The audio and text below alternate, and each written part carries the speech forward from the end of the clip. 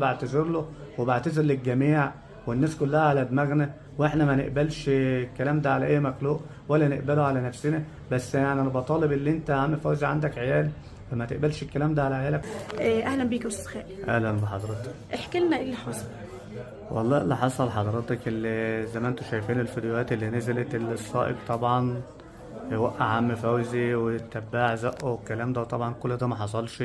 الفيديوهات يعني تدل على كده، اللي التباع ما زقوش ولا حد كلمه ولا جينا يمته. وطبعا ده حاجه انا ما شفتهاش، انا لو كنت اشوفها طبعا يعني ما اقبلش الكلام ده عليا ولا على اي حد.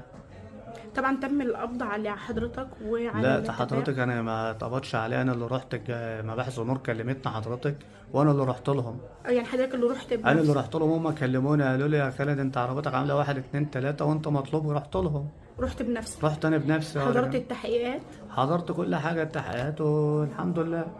حضرتك انت والتباع؟ انا والتباع. قابلت عم فوزي بقى في قابلت التوقيت عم ده؟ فوزي في النيابه، واحنا بقينا نحتال عليه يا عم فوزي احنا عملنا فيك ايه مثلا، ده مش ذنبنا مش عارف ايه، ونتكلم معاه. عم فوزي مش قادر الاعتذار ومش عايز يتنازل. وفي حاجه هو عم فوزي ما فيش اي حاجه في الدنيا، يعني هو الحمد لله على كل شيء، احنا ما بنقولش حاجه.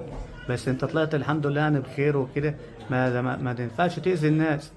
زي ما انت ما تقبلش الكلام ده على عيالك، ما تقبلوش على عيال الناس. طب هل احنا ما اذيناكش في حاجه اللي انت تاذينا، بصرف النظر بقى انا صح انا غلط.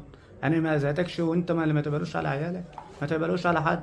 وحضرتك احنا اعتذرنا له، وناس كتير اتدخلت في النيابه عشان يتنازل، وناس كتير اتكلمت معاه، وعملنا اللي هو مثلا انت طلباتك ايه وانت عايز ايه، واتكلمنا معاه في حاجات كتير.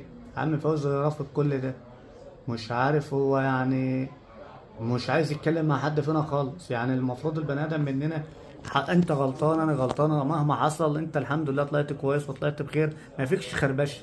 الخربشه نفسها ما فيكش فيها اي حاجه في الدنيا، يعني تحمد ربنا على كل شيء قبل اي حاجه. رد ايه حضرتك يا استاذ خالد على الناس اللي بتقول اكيد حضرتك بما انك السواق فاكيد كنت شايفه في المرايه؟ يا جماعه انتوا ما تشيلوش كل حاجه على السواق، بصرف النظر رغم اللي انا ما شفتوش، انتوا بتشيلوا كل حاجه للسواق.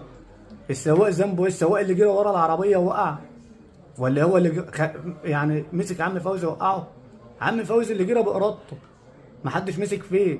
عم فوزي اللي جرى بارادته، وهو اللي وقع من نفسه، ولا العربيه خبطته ولا حد ولا تبع زقه ولا حد كلمه. ليه كل حاجه ما تحصل تلوم السواق؟ عرفت ان هو وقع امتى يعني؟ وقتها انا ما ولا عرفتش بعدها؟ في حد من ركاب حضرتك بعد لما انا عديت اصلا قالوا في حد كبير كان بيركب ووقع، مش عارف ده صوت بنت ولا مش عارف ايه. كانت مسافه كام؟ كانت مسافه يعني بعيده حضرتك، عم وقفت حضرتك مش زحمه، مش شايف حد في المرايه حضرتك. يعني حضرتك وقفت بالفعل؟ وقفت حضرتك ايوه، انا بصيت وقفت في المرايه؟ بس